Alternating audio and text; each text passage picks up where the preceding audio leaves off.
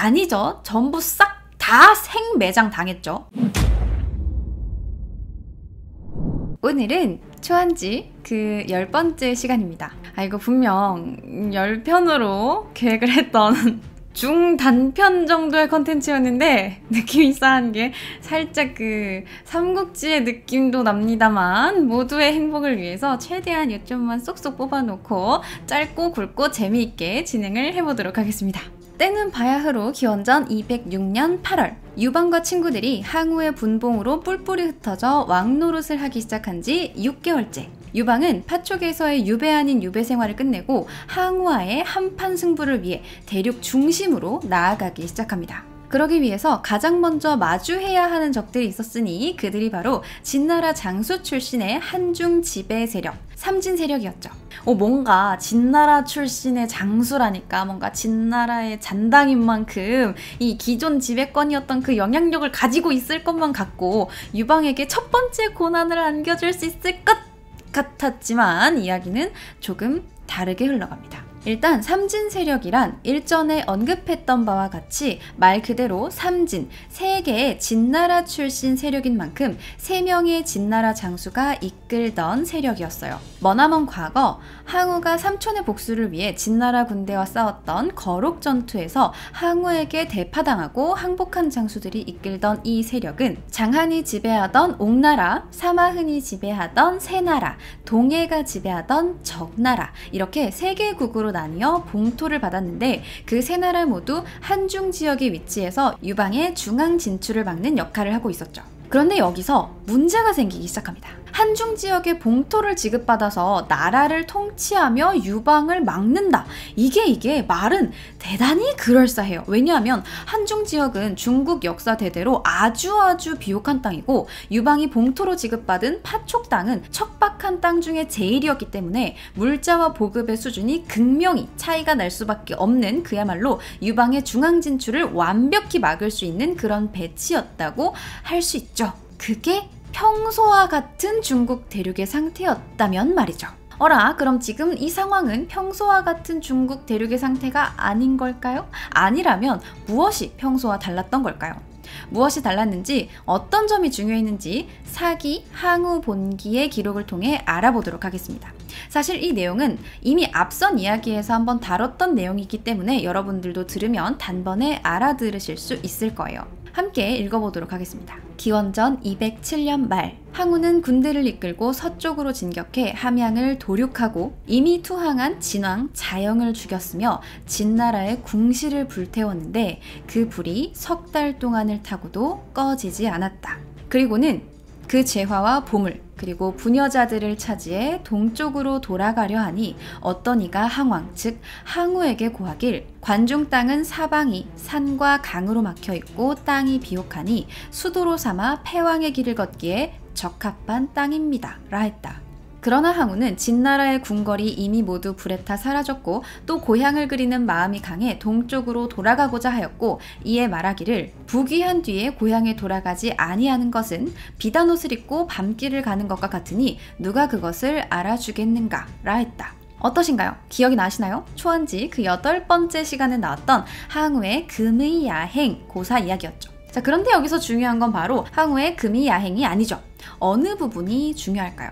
바로 항우는 군대를 이끌고 서쪽으로 진격해 함양을 도륙하고 이미 투항한 진왕 자영을 죽였으며 진나라의 궁시를 불태웠는데 그 불이 석 달 동안을 타고도 꺼지지 않았다. 그리고는 그 재화와 보물 그리고 부녀자들을 차지해 동쪽으로 돌아가려 하니 라는 부분입니다. 자, 여러분은 지금 이제 내가 장한, 사마흔 또는 동해다 라고 생각을 해보세요. 내가 중국 대륙에서 알짜배기라고 불리는 그 땅, 바로 그 관중 땅을 받아서 그 땅을 지배하는 왕이 됐어요. 그런데 일단 이 땅이 다 불탔어. 그리고 사람들도 다 도륙을 당해서 죽었어.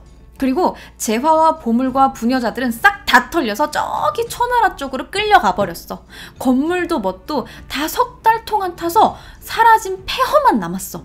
자, 근데 여기서 저기 옆 동네에서 쳐들어오는 걸 막으래. 이거 됩니까? 여러분? 안 되죠. 될 리가 없죠. 아니 그래도 뭐 진나라 잔당인데 진나라 때부터 해온 짬바와 계속 따라온 뭐 세력이 있을 거잖아요. 그걸로 어떻게 어느 정도 비벼보면은 겨우 파촉에서 오는 유방 하나 못 맞겠어요? 라는 생각이 들 수도 있겠죠. 자, 그럼 다시 한번 좀 과거 이야기를 해봅시다. 이번에는 금이야행보다 조금 더 예전으로 돌아갑니다. 마찬가지로 사기 항우 본기의 기록입니다. 기원전 207년 11월 항우는 경포와 포장군을 불러서 지시하기를 진나라의 장병들이 그 수가 많은 데다 아직 진심으로 복종한 것이 아니니 관중지역에 이르러서도 우리에게 복종하지 않고 만일 다른 마음을 먹는다면 틀림없이 위태로운 일이 될 것이다. 그러므로 그들을 죽이고 장한, 장사, 사마흔, 도위, 동예만을 데리고 진나라에 들어가는 것이 나으리라 했다. 이리하여 초나라군은 밤에 진군을 습격해 진나라 병졸 20여만 명을 신안성 남쪽에 생매장했다. 자, 어떤가요? 진나라 잔당인 장한과 친구들에게 자녀 세력이 남아있을까요? 아니죠. 전부 싹 다 생매장 당했죠. 심지어 그들이 봉지로 받은 관중은 진나라의 수도였는데 진나라 사람 20만을 생으로 날려먹은 장한과 친구들에게 진나라 사람들이 호의적이었을까요? 진나라의 법이 매우 악랄해서 진나라에 좋은 감정이 없었다고는 해도 장한과 친구들에게 또한 좋은 감정은 아니었겠죠. 즉 삼진의 세력들은 아무 세력도 자본도 자원도 건물도 없는 상태에서 한중으로 진출하는 유방을 막아내야만 했어요. 자, 그런데 이에 비해서 유방은 어떤가요? 일단 항우가 파촉으로 보내면서 3만 명의 병력을 줬죠. 물론 유방이 가지고 있는 병력보단 적지만 그래도 3만이라는 수가 적은 숫자는 아니잖아요. 게다가 유방을 따로이 흠모해서 따라온 많은 병사들이 추가로 있었고, 물론 이 중에는 뭐 파촉이 험난해서 도망간 자들도 꽤 있었겠지만 뭐 20만을 싸그리 날려먹은 삼진과 비교할 건 아니죠. 게다가 유방은 파촉 깊숙이 그 옛날 삼국지 얘기할 때 막 장로와 유장이 싸우던 그 깊은 지역까지 들어간 게 아니라 파촉의 겨우 입구 딱 그 남정까지만 진입을 하고 장안으로 들어갈 생각을 하고 있었던 겁니다. 산골짜기까지는 들어가지도 않고 입구에 있는 마을에서 대기를 타고 있었던 거예요. 그럼 삼진도 멍청이가 아닌 이상이야 얘네들이 쳐들어오려나 라는 생각을 하고 대비하지 않았을까요? 라고 생각할 수도 있어요. 하지만 애당초 이 유방이 파촉으로 갈 적에 장량이 잔도를 다 태워버린 탓에 항우 측에서 유방을 공격할 길이 없어짐과 동시에 유방이 밖으로 나오는 길 또한 사라졌기 때문에 삼진 입장에서는 유방이 잔도를 회복하기 전까지는 밖으로 나오지 못할 것이다 라고 생각을 하고 있었고, 이에 따라 유방이 잔도를 회복하는 동안 우리도 불타고 황폐해진 관중을 회복시켜서 비옥한 이 땅을 기반으로 유방을 막아내고 왕노릇을 해야지 라는 생각을 하고 있었던 거죠. 하지만 이게 웬걸? 유방은 조연이라는 장수가 제보해온 옛날 길을 따라 장한의 옥나라를 공격했고, 여력이 없었던 옥나라는 연전, 연패, 결국 유방에게 나라의 대부분을 내어주고 맙니다. 뭐 장한이 쓰러졌는데 옆에 있던 사마흔과 동해라고 달랐겠습니까? 이 둘 또한 곧 쓰러지게 되니 유방은 거의 3달 만에 삼진토벌을 마무리합니다. 물론 옥나라가 최종적으로 멸망한 건 조금 더 시간이 지난 후지만 실질적으로 영향을 잃고 멸망의 길을 걷게 된 건 이때이고, 이미 더 이상 유방을 막을 수 없는 수준이 되었죠. 자, 아무튼 이렇게 유방이 삼진을 빠르게 토벌하고 있는 동안 과연 항우는 뭘 했을까요? 전국의 제후들을 봉하는 대륙 최강자인 항우가 유방이 이렇게까지 설치는데 왜 제지하지 않았을까요? 유방이 너무 빠르게 삼진을 토벌해서 미처 대응할 시간이 없었던 걸까요? 이때 항우는 무엇을 하고 있었을까요? 사실 당시 항우는 유방을 신경 쓸 겨를이 없었습니다. 항우의 분봉이 마음에 들지 않았던 것은 유방뿐만이 아니었기 때문이죠. 파촉으로 간 유방은 사실 패공이었던 것 외에 큰 세력이 없었던 애당초 생백수였던 인물이었지만, 기존의 세력을 갖추고 있었거나 또한 왕이었거나 한 사람들은 항우가 기존에 보다 못한 봉지를 주거나 또 자신의 땅을 작게 나누어 준 것에 대해 불만을 품고 있었어요. 특히 그 중에서 가장 큰 불만을 가지고 있었던 건 제나라의 전영이었는데, 이 전영은 진나라 말기에 제나라 지역에서 진나라의 관리를 죽이고 사촌을 왕으로 세운 자칭 왕족으로 항우가 전영네 가족이 딱히 뭐 공을 세운 게 없다라는 이유로 제나라의 왕자리를 주지 않고 이상한 곳으로 보내버렸다는 점과 항우의 부하인 다른 제나라 출신 장수를 제나라의 왕으로 세운 것에 불만을 품고 반항우 반란을 일으키게 됩니다.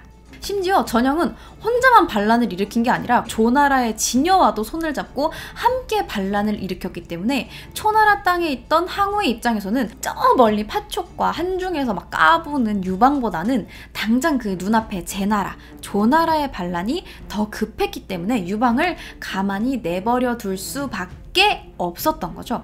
게다가 유방은 항우를 안심시키기 위해서 애초의 계획대로 관중왕이 될 수 있도록 관중 땅만 얻을 수 있다면 그 즉시 멈추어 동쪽으로는 더 이상 감히 진격하지 않겠소 라고 말을 합니다.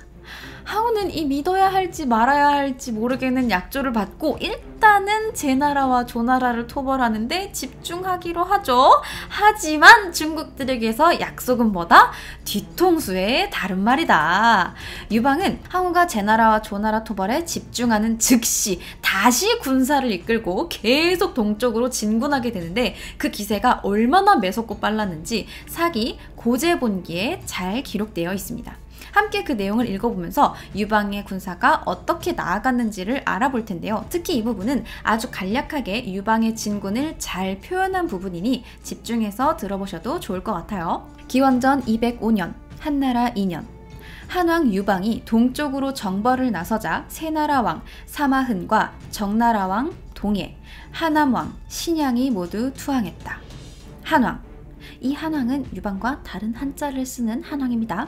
한왕 정창이 항복하지 않자 유방은 한신으로 하여금 그를 공격해 무찌르게 하고 여기에 농서와 북지 그리고 삼군과 위남, 하산과 중지 등을 군으로 설치하고 그 관 외에는 추가로 하남군을 설치해 다스렸다. 그리고 한태위, 신을 한왕으로 세우고 따로이 각 나라 제후들의 장수들 중에서 1만여 명의 병사나 군 하나를 바치고 투항하는 일을 만호 후에 직위에 봉하여 세력을 불렸다. 또 하상군의 요새를 고쳐 세우고 옛 진나라의 농지를 모두 백성에게 주어 농사 지을 수 있도록 했다. 1월에는 옹왕 장한의 아우 장평을 사로잡고 죄수들에게 대사면을 내려 민심을 얻었다. 3월 한왕 유방은 임진관을 지나 황하를 건너니 위나라 왕 표가 병사를 거느리고 유방을 따랐다. 한왕은 한해 지역을 함락시켜 은나라 왕을 포로로 삼고 한해군을 설치했으며 남쪽으로 진군해 낙양에 이르렀다. 자, 어떤가요? 그리 길지 않은 기록 속에 수많은 지역을 평정하고 또 여러 나라의 왕을 사로잡았으며 수많은 제후들의 투항을 받아냈다는 기록이 가득합니다. 항우가 제나라 조나라의 반란을 처리하는 사이 유방은 순식간에 항우를 위협하는 거대한 세력으로 커나가기 시작했어요. 드디어 유방과 항우의 전면전, 두 세력의 싸움, 그야말로 초한 전쟁이 시작되려 합니다. 그 싸움은 과연 어떻게 흘러가고 또 어떤 이야기를 들려주게 될까요? 그 자세한 이야기는 다음 시간에 알아보도록 하겠습니다. 오늘 이야기는 여기까지.